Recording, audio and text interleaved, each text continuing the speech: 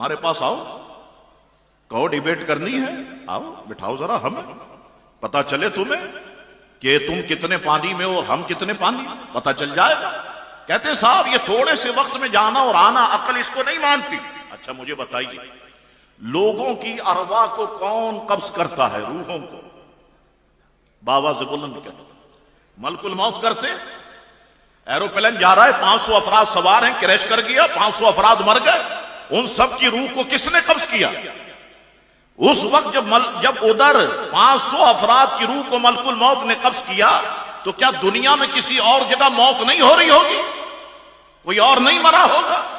आज जो हम यहां पे तकरीर कर रहे हैं, अभी किसी की मौत नहीं हुई होगी? रूह को किसने कब्ज किया? लोग अमेरिका में मरते, कनाडा में मरते, यूरोप में मरते, हिंदुस्तान, बांग्लादेश, अफगानिस्तान, कौन रूह कब्ज करता? मलकुल मौत। तो जब मलकुल मौत थोड़े से वक्त लोगों की अरवा को कब्ज करके अपने मकाम पर जा सकते हैं, तो मेरे आका थोड़े से वक्त में मेराज करके वापस क्यों नहीं आ सकते? हाँ, मुनकिर को समझ में नहीं आएगा, इसके अब्बा का नाम लूंगा अब समझ में आएगा। मुझे बताओ, लोगों को कौन बहकाता है? शैतान बहकाता या शहबाज शरीफ बहका रहा है? शैतान बहका रहा है। पाकिस्तान वालों को शैतान, हिंदुस्तान वालों को शैतान, अफगानिस्तान वालों को शैतान, सबको शैतान बहका रहा है। शैतान बदतरीन मखलूक है। वो थोड़ी सी देर में लोगों को बहकाकर अपने मकाम पे जा सकता है।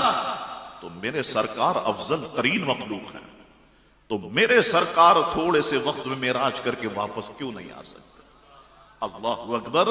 तो खुदा के लिए सुन्नी मुसलमानों, ये बड़ा बहरा रवी का दौर, सोशल मीडिया के जरिए से तुम्हारे दिमाग की मेमोरी से और दिल से इश्क मुस्तफा को खत्म करने की प्लानिंग और अपना एजेंडा तुम्हारे दिलो दिमाग में दाखिल करने की प्लानिंग। तुम बड़े खुश हो रहे होते हो, हंस रहे होते हो, ओह ओह इसने ये कह दिया, इसने ये कह दिया, और मजे लेकर के शेयर कर रहे होते हो उसे। याद रखो, गलत बातें तुमने आगे भेज दी और उसने अगर उस पर अमल किया और सारी जिंदगी उस पर अमल करता रहा, इसका जिम्मेदार कौन होगा? इसलिए उलमाए अहले सुन्नत का मुत्तफिका फैसला, ऐसे लोगों की गुफ्तगू को नहीं सुना जाए, ऐसे लोगों की गुफ्तगू को नहीं सुना जाए। आप कहते हैं साहब ये इसलिए मना करते हैं कि आप मुकाबला नहीं कर सकते। ये जाहलाना बातें।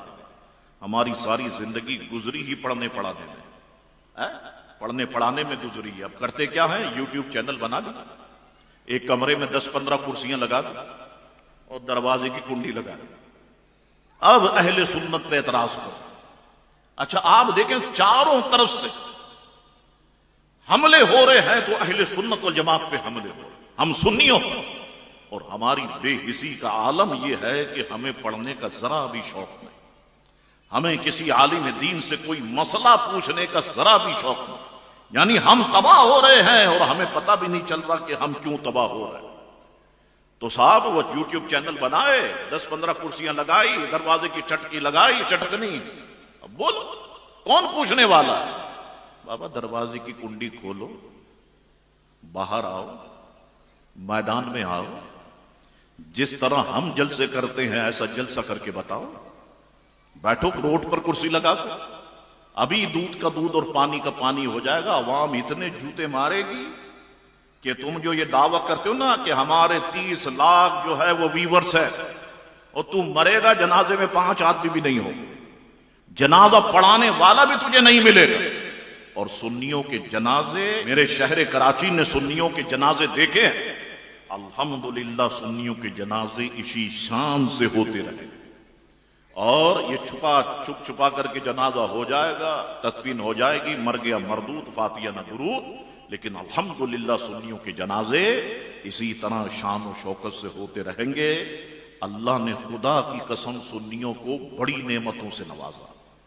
ऐसे ऐसे उलमा किराम अल्लाह ने अता फरमाए, आप सोच नहीं सकते कि उनका इल्म किस लेवल का है। ये बैठ भी नहीं सकते आगे उन उलमा किराम के आगे। लेकिन मैं देखता हूं बहुत सारी अक्सरियत है, 95% उलमा, वो कहते शाह साहब बस काम से काम रखे, अगर हम इसमें लग जाएंगे तो ये हमारा काम रुक जाएगा। किताबें लिखने में मसरूफ, तफासिर लिखने में मसरूफ, बच्चों को पढ़ाने में मसरूफ, आलिम बनाने में मसरूफ, अल्लाह अकबर। लेकिन ऐसे उलमा हैं, मैंने अपनी आंखों से देखा है ऐसे उलमा और उनकी बातें सुनी है। खुदा की कसम ऐसा लगता है हमने तो कुछ पढ़ा ही नहीं, हमें तो ताला भाषा भी नहीं आती। उनके सामने जब बैठते ऐसे ऐसे उलमा अल्लाह ने सुन्नियों को अता फरमाए।